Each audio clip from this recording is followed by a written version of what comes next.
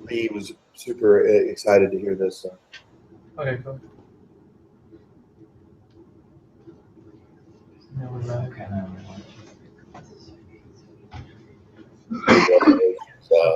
What is Margulies? The full screen. Do you want me to get him for you? Yeah. Okay, hold on one second. Go to the screen window here, and then you can share it.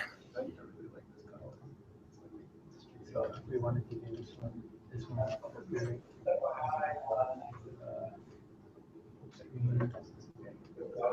And then we share it.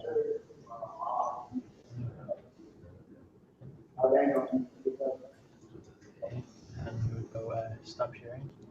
Okay. And then you would go over here and page the link you want to share. Oh my gosh. I can do it for you. Then you want to share this with me. Oh yeah. Okay, cool. Stop sharing.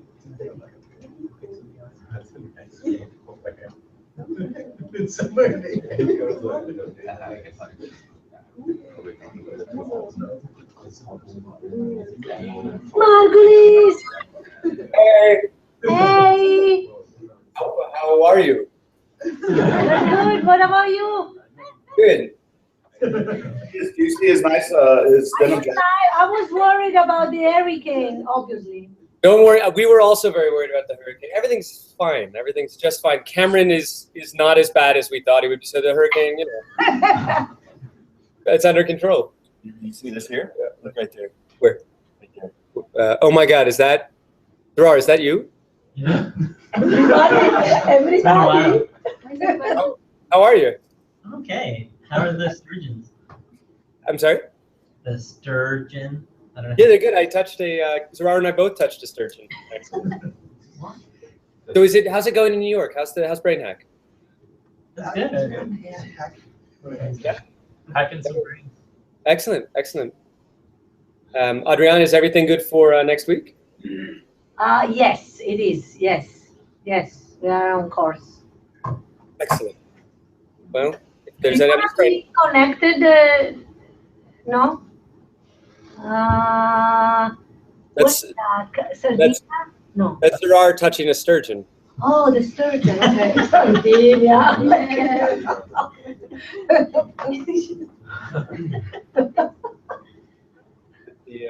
The what do you call it? Museum shed aquarium. Cool. Well, let me know if there's anything. Yes, if you will talk. Awesome. Yeah. Oh, leather work. Yeah. Yeah. Cameron's gonna start his own line of leather costume gear for Halloween.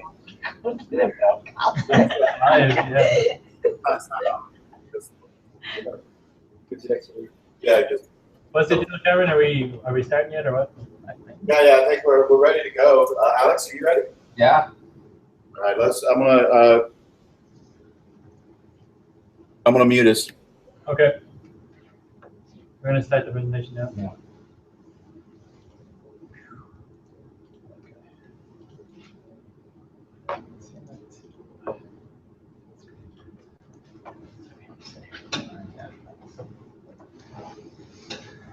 So I'm gonna talk about modeling the electric field for TMS and tDCS. So try to only give a very short introduction what those methods are, and then try to show you some demos of our software. And we just set it up on this laptop, literally half an hour before the talk. So I hope everything will work. Just very quickly, so what is TMS? TMS stands for transcranial magnetic stimulation. It's a technique for neural stimulation, so how to stimulate not in a non-invasive way the brain. And it works by putting a magnetic coil somewhere on your head, usually over the target area that you tend to excite, and there's a time-varying magnetic field that rapidly switches on and off, and that induces an electric current, an electric field in your brain. Electric fields are pretty strong for TMS. They're really about 100 millivolts per millimeter. That's strong enough to depolarize neural membranes and cause actual potentials. For example, if you put it over the motor cortex, it can make your finger twitch, for example. It's like one of the most commonly used areas. And that is like the big advantage. It has a directly measurable output, for example, motor evoked potentials or fast beams, which you can use. Another method that is, say, gaining more popular now is using electric stimulation by applying electric currents to electrodes directly attached to the head, which is in the case of direct currents, it's called tDCS. You can also use, people are starting to use alternating currents, it would be called tACS. Electric fields are much weaker for those methods. They're really about 100 times weaker than TMS, and they have more subtle effects. And usually you apply them for a longer time, for example, for 10 minutes, apply this weak current, and it also has been shown that their lasting effects are probably driven by also shifting membrane potentials a little bit around. But the effect of tDCS are usually not directly measurable, just like as you have in TMS, but more like by comparing like pre and post stimulation effects. So how are we usually targeting brain areas with those methods? In the case of TMS, what is really state of the art that you have an anatomical image, an anatomical MR image of the subject, maybe even have an fMRI image with activation focus. And they're commercially available neuronavigation software that basically track the TMS coil and the subject's head in real time. So this frameless tACS system, and it says, yeah, position the coil at that spot, and you're gonna hit a certain brain region. But there are basically two problems with this commonly used neuronavigation system. Basically, they use spherical models to estimate the stimulation focus. And our brain, I think, is not a sphere. So like the estimate that they make is probably not the best one. And also, brain is anisotropic, what we, for example, can measure with DTI. The diffusion is inhomogeneous, and same is also for conduction of currents. And those are things that are commercially available packages are not taking into account at the moment. But the electric field distribution, which is like, yeah, widely accepted, that is like the driving factor of effects in TMS and tDCS, we can just simply compute them. So the equations that you have to solve is like for TMS electric field, and it's like here, I don't know if it's that. That is just determined by the rate of change of the coil current. That's like this first term, so how strongly basically your current changes, and it's also determined by the shape, by the geometric shape of the coil. What is most common is like a so-called figure-of-8 coil. We have like two wire loops, the current, which then create like a more focal electric field beneath, but they also, for example, use round coils or many different type of coils. That's like the first term, and the other term is then is the gradient of the electric potential at different tissue interfaces, for example, between the skull and the CSF, or between white matter and gray matter. There's an accumulation of charges that will create a so-called secondary electric field. For the case of tDCS, it's a bit easier that you basically only have this charge accumulation with the boundary conditions of your electrodes. So the physics of that is actually not too complicated, and there are many different ways to numerically solve those equations. Basically, what is important that what you compute there is like realistic, or it's like has like any application for real experiment. It's like basically how well your head model is, how well your model describes, say, the experiment reality. And basically, most of my, say, career so far in grad school and also now further is like developing those models and trying to validate them and further improve them and see how they can be useful in experimental research. So why do I think those computational models for TMS and tDCS are useful? One is like they can really help in interpreting experimental results. So if you know which brain areas are actually stimulated or to what certain extent, you can maybe relate your experimental results with respect to model outcomes. They can largely help in improving your experimental methods. And for example, in the case of tDCS, like new montages have been suggested just based on modeling. And also another big point is, say, individual variability. I think that's like one of the main issues in non-invasive brain stimulation. It works, but it somehow works different between different persons. And some of those might be just related how, for example, electric fields spread. Someone might have a larger head or like a bigger skull, and that leads that their different electric fields will be applied during those methods. And like some of this variability might be possibly explained to those models. So how we creating them is that we use anatomical images and segment them, automate it, and create different tissues. We also have, like on our homepage, the program, which I'm going to describe later, is called simnips.org. It stands for Simulation of Non-Invasive Brain Stimulation. We also have suggested anatomical sequences that we have been tested and are particularly good to give a good automated segmentation, for example, of white matter and gray matter. Skull is like probably like the most tricky part because it doesn't give a direct signal in most MR sequences, so we kind of estimate it indirectly between CSF and skull. And then we create what they call so-called finite element head model, and I'm going to show you in a minute. We can also use conductivity anisotropy in our simulations, and you can indirectly estimate it from diffusion tensor imaging. There have been some studies that related basically conductivity tensor to the diffusion tensor based on the assumption that both processes are kind of guided by the same, say, boundaries, where like diffusion and conduction takes place, and there are some approaches to estimate this as well. We have like a free open source software, SimNips, which has like been started now nearly 5 years ago, and which I'm now trying to demo a little bit. So Dave, can I go to the...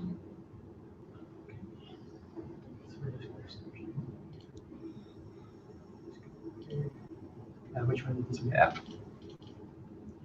So once when you run the software, you can create a 3D head model. What you're gonna see here. So that's what you can see here. So this is like yeah, made off of like different tissues. You see here. So that was like a kind of special case one where we looked at different skull layers. So that's why optimized for tDCS. Like the skull has different layers: compact bone, spongy bone. Spongy bone has more fatty tissues, has a higher conductivity, and we showed that those areas are kind of like preferential pathways for current entering the head. Also ventricles, white matter and gray matter. So we can also just then show one of the surfaces, for example, just the gray matter.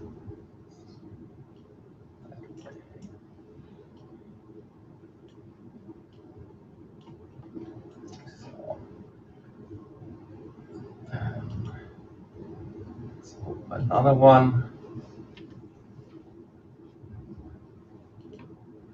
So the simulation results will then look a bit different.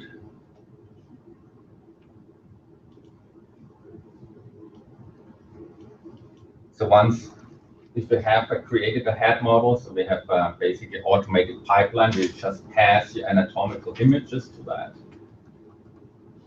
And then to specify the coil position, for example, for TMS, you can just then click somewhere on the head and specify that. So, merge me the coil.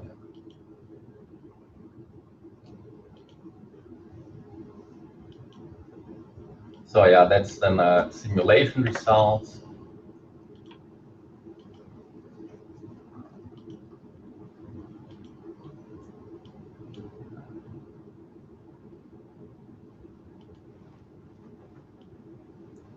So that would be for the case for TMS now, you have like specified the coil somewhere. What you see here is now basically the magnetic field. Then you can also show, yeah, like then the potential distribution that would be here. So the electric field is there, the gradient, the potential. So if you then have the gradient here, so that would be then the distribution, and then yeah, just basically in the norm of the electric field. So that would be now on the skin. Of course, that is kind of more, say, what I look first, just to check whether the simulation gives reasonable results. But of course, you're then like more interested in just what's happening in the brain.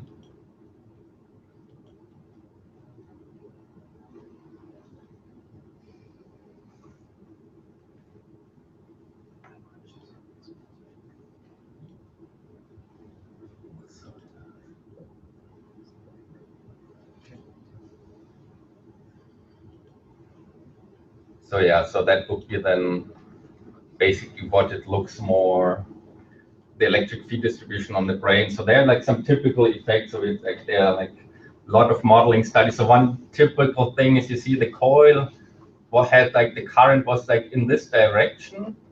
And what you then can see here is like then areas that were basically aligned or perpendicular to the current direction get like stronger electric fields. And this is like a physical effect that occurs if the current has to pass the cerebrospinal fluid before entering the gray matter. This leads to an enhancement in electric field strength. This is just because in physics you have the law of current preservation, and just the amount of current that flows in has to come out basically. You know, you don't lose any current, and yeah, the electric field is current times conductivity. Like the current is like conductivity times electric field, and the one like domain in CSF is about like 5 times higher conducting that, and then the gray matter, and that kind of causes those effects. So a lot of, and what is like also known, for example, for the motor cortex, there's a strong dependency on coil orientation. So how you orient your coil, that matters, determines strongly how, for example, how strong the finger twitches. And there's like one direction that is supposedly known optimal for motor cortex stimulation, and that kind of coincides basically also with the orientation that leads to the strongest electric field.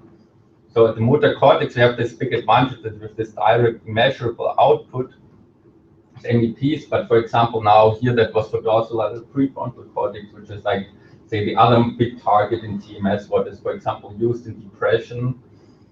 There we don't have a directly measurable output signal, and there maybe like those simulation can help to determine optimal positions to maximize the field strength in a certain brain region.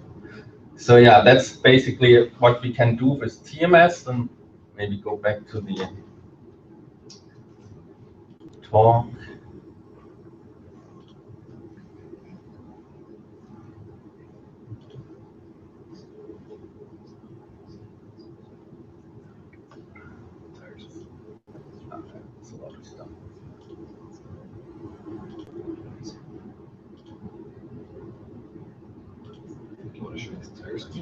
No, it's just seven. So yeah, that's basically, you can see here then also on the lower right and the anisotropy. We had a couple of studies where we validated this with motor evoked potentials. I don't really want to get in this. We also had a possibility to do this in tumor patients where they then can stimulate it before, and then before they have surgery, and then directly stimulate on the cortex. Direct cortical stimulation also showed that they kind of would give, with the gold standard direct cortical stimulation, that leads to high overlap with what you can do with TMS. What we are like also working on now is like combining that with functional connectivity. Not only say the electric field is kind of like the anatomical region that you're targeting, but then also further looking which function networks might be involved, and use, for example, function network derived from resting fMRI for optimized targeting. For example, if you take the electric field and as a seed region. So that was a kind of current work. Then quickly a bit for tDCS, we already saw this model there. You can it depends. With TMS and tDCS, there are like some slight differences in terms of model accuracy. For TMS, the magnetic field basically passes the skull more or less unhindered, and like exact skull modeling is not important. Really, for TMS, it's really only about, say, the cerebrospinal fluid and gray matter. That is good. Then your model results will probably like give you good results. For tDCS, it's a bit more tricky, and there are a lot of more factors that play a role. So we have to have more, say, precise models actually. Yeah, that is like a typical example of what you see for tDCS about current flow. So here's like from one electrode, like a lot of it's like the current is like shunted in the skin. It's high conducting, not everything is entering the brain. And there are then those regions where we have a thin skull. A lot of it's like entering the brain. And what is actually a main determinant where you stimulate with tDCS is finally the layer of CSF between the skull and the gray matter. And in those areas, you only have a thin CSF layer, you have high electric fields. You can imagine it because the CSF is like, say, like the highest conducting medium in the head, and it transports the current away all over the place. And if there's only a little bit, it doesn't really have much of a choice than to enter the brain at this point. There are other approaches for tDCS that basically based on modeling that to try to focalize electric fields a little bit more, to use multiple electrodes that leads them to, say, much more focal electric field. What you can do is like also then use with the whole EEG-like cap, they individually stimulate each of those electrodes. Are now also commercially available. So we, for example, at the NKI, we have like an 8-channel stimulator where we can control each of the 8 input channels and try them to optimize the electric field a little bit more. So that's what we're also working on now at the NKI to further validate FEM models with direct recordings. So we have CBIS monkeys which have implanted electrodes, and here what you see here is like there's like an electrode with like 5 millimeter spacing in each of those contacts. You can measure the potential distribution, and then also have externally applied stimulation electrodes and basically directly measure the field distribution. So that's what you see here is like the direct measurement during experiment, and so that will be the predicted result from the simulation, and so a correlation. It seems like those simulation results are actually pretty good in predicting the electric field distribution. What we're also working on now is to directly validate those multi-stimulation approaches. So you can, of course, do FEM models for monkey as well. It's a bit more difficult to generate them in the first place, but then once you have it, you have it. And then also use then via multi-electrode stimulation, see what happens if you kind of use a monitor to supposedly bias the field in one direction and then directly measure and validate it. I think that's what I wanted to show from the talk. Maybe you can still go back to the demo to show you a little bit more.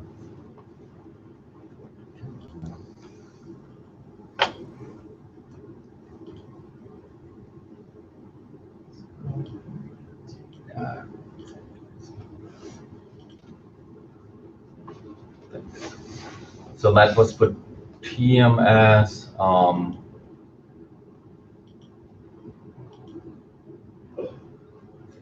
That should be a result. I think that should be for tDCS, and you can also have a look what that looks like. So yeah, the whole software is basically all is based on free software. For example, for image segmentation, it uses FreeSurfer and FSL, and then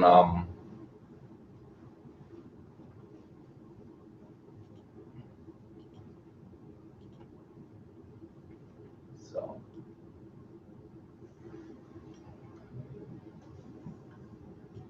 What's this viewer program? So that is like a viewer called Gmesh. So that's actually a really nice. So that's like both for the FEM generation and computation, but also the post-processing capabilities are pretty cool, that you can nearly visualize anything that you want. So yeah, that was here now an example for tDCS. So for example, if you had an anode somewhat, so the anode was somewhere close on the skin here on that side and the cathode here, so that's like the potential, right? So positive to negative, and then electric field kind of looks like this. You kind of have high electric fields close to the electrodes. What is like also very common is that near the edges of the electrodes, so they're kind of looking in the direction of the other electrodes, they get like highest electric fields, because they basically have like the steepest drop off in the voltage, so I have like highest electric fields there. So yeah, so the electric field is of course like a vector quantity, so it's like a little arrow. Do you have models for an inflated brain? Yeah, you can just use this, write it into, for example, freezer, use freezer to inflate and round it back. So if you look one that like have used this in a couple of papers, yeah, especially, yeah, sometimes it's like really interesting to see where you are, like on top of the gyro crown, it's somewhere in the cell side, and then just blow it up. Is it biased towards the gyro crowns? In general, yes. For TMS, it's more like decreasing with steps. Although there's come a big discussion actually where like the effective parts are for TMS, whether it's on the gyro crown, which the electric field is strongest. But other people are more claiming it's more deeper in the sulci, because there the pyramidal neurons are potentially oriented with the electric field. So don't really know. Yeah. I guess the last thing maybe could also show you possible the monkey model that we have.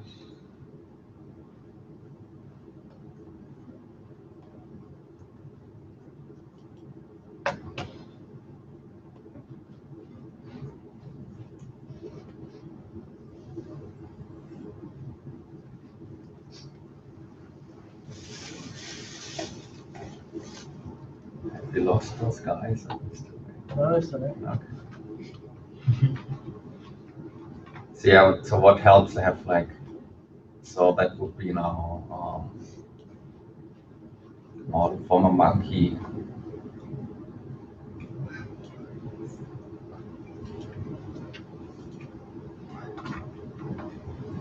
Just shows a skull. Monkey skull, for example. So yeah, basically you can do whatever you want in terms of visualization. In combination, you can also just display. You just can display scalar entities, vectors, even tensors. In combination with models, you can now integrate also imaging from fMRI. I guess that was about it, what I wanted to show you. Are there any questions from the audience or somewhere else? So your segmentation, that is the monkey, and also I noticed that in the human, the skull does not have anything for the lower part, right? Yeah, so exactly. Yeah. So if I have a segmentation with the skull and in the lower part, will that also work in your software? Yeah, I mean, you can always. So what we did, because it's kind of started for TMS, which is then usually only the upper part of the head, we just basically cut off the neck in the MR image. Makes it a bit easier. But yeah, I have also a model where the full neck, because sometimes you have like people putting a reference electrode on the shoulder, so I have that, so it's possible. So, but basically, you just have to like, comment out one line of code where we have this cutting, basically. But it just works, like the segmentation works a bit better if you kind of, cut the head a little bit. Good. okay. But yeah. So if I have that segmentation including the whole skull. Yeah, so basically, yeah. So I mean, how it all works, basically, you have first like segmentation mask and volume MR space, and then you create a surface mesh based on those, and then you create a FEM model. Like those, so if you have those volume masks, yeah, you can just use them to run just that part that creates the FEM mesh. I remember you told me each layer of tissue, like the layer of skin, must contain the layer of Yeah, cell, and also the cell should contain CSF and so on. Yeah, that's one for the FEM. It's like important that there's no overlap between those surfaces. So, and that surface are like have certain geometrical quality measures. So, for example, use the gray matter and white matter surface from free surfer, but they have not say numerical quality that you can create an FEM model. So you basically have to then uniform the triangulation and change that, and you have to make sure that the surfaces are decoupled. That means that they are not overlying triangles, so that you have like a basically well-defined domain. So that's those prerequisite. What's that? Air cavities inside. Yeah, we have in this one. We had in the very first that you showed we had it there, but it's not what we usually say automatically would say. But sure, yeah, it depends like kind of what kind of application you're looking forward to, what kind of say detail you have. Like the more details, of course, you add, the more say complicated or error prone also gets it. The more say like manual intervention might be needed. So if you run like a large study, so for the latest paper, we actually did a modeling study and used like the data from the human cornicone project. And that worked actually really well with the software, just like has then their anatomical images, and like they process it basically without any errors. So once if you have high quality MR data, it usually works very well. Okay. The other question I have is I noticed that in your slides you did some validation work on the brain with the tumor. Yes. So how we did this? How's the results for that? So what we did there is basically there's like a so-called motor mapping experiment with TMS, where you place a TMS coil at a different position on the skin and measure motor evoked potentials for every position. And then you can get the so-called motor map, which was like this color-coded basically where you get the strongest motor evoked potentials, and like which is right over M1 usually. And then if you move further apart, then the field at M1 gets of course weaker and then basically completely disappears. So you kind of create this map, and then you would create also a similar map with direct cortical stimulation. Before they resect the tumors, they also want to know where's like the important motor areas, that they don't make a cut to those motor areas. And so they have like a little stimulation electrode, which is directly put on the cortex and also stimulate, and then also see basically where the finger twitches. And say basically those predicted areas where it's like the main motor representation based say on the gold standard of direct cortical stimulation based on what we would predict from TMS or from the modeling part, they overlap to pretty well extended. For example, had a higher overlap than say a spherical model, which is still commonly used in many, say, neural navigation software. They even commercially available that have also like FDA approval for pre-surgical motor mapping. Oh, Alex, actually, I have another question. So I was curious about your TMS and tACS models. How do you account for frequency-dependent material properties? It's like an average value or something, or I've heard some groups do that. Yeah, that's a very good question. Yeah, so in the model you can just set conductivity values. So it's just like one part. So of course they are just using standard values from literature that more or less everyone uses. So for TMS is a different frequency range than tACS. For example, TMS is like in, I say, 4 and 5 kilohertz main frequency that has a little bit different conductivity dependence than say for tACS, say like for 1 hertz or 5 hertz. So you can adapt for this. But what I also have to say, those measured literature values are also not really well known, or like not every studies are, on those they are based are not the best ones. So what we then usually, I mean, what you should do in a modeling study is that you just simulate over a broad range and see whether your results are stable. So that's what we did in a lot of those modeling studies. But usually I would say it doesn't matter that much as long as, say, the ratios between, say, cerebrospinal fluid and brain are kind of kept constant. If they don't really change it, then the qualitative results will basically be not affected, determine whether you now use a little different connectivity. And also we are measuring those a bit now on the monkeys too. And actually it seems like that they at least say on what the normal, say from 1 to 100%, that they don't change so much. It's only like 10% change. So, but sure, I mean, I completely agree that you need a lot of validation, and it's always like a model. You have to make sure a model is always wrong, but sometimes might be useful. Another question about your model. Did you find any cases where you need to use the anisotropic conductivity? Yeah, I mean, I think it's more like kind of a cool thing than like a necessary feature. So that was like one of the very first things that I showed, like how large is the influence of anisotropy, whether you use it or not. And for, say, cortical region, it doesn't really matter. But for deeper targets that are close to white matter, then it makes a difference. So it kind of depends what you're interested in, but like just say for the say localization of, say, cortical hotspot, that's right. So yeah. So I'm interested in deep brain stimulation, and we're definitely wondering about whether or not we should. I think for that might be more important actually, right? Than the electrodes, like very close to. Like a millimeter makes a big difference. Oh yeah. So Yeah. Model. I think it really always depends a bit on the physical problem. But you look at what has an influence or what hasn't. For example, as I said, the example of the skull. Now for TMS, that's why I also like TMS, that there the skull doesn't really matter so much. It makes it easier to go for others. All right, guys, I think we need to start wrapping it up now. Okay, Cameron, we've finished here. We're going to end the broadcast.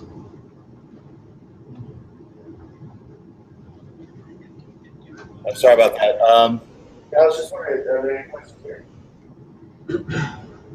Well, thank y'all very much, Alex. That was wonderful. I guess we'll see y'all later. Yep. All right, have a nice day. Here, we'll give you.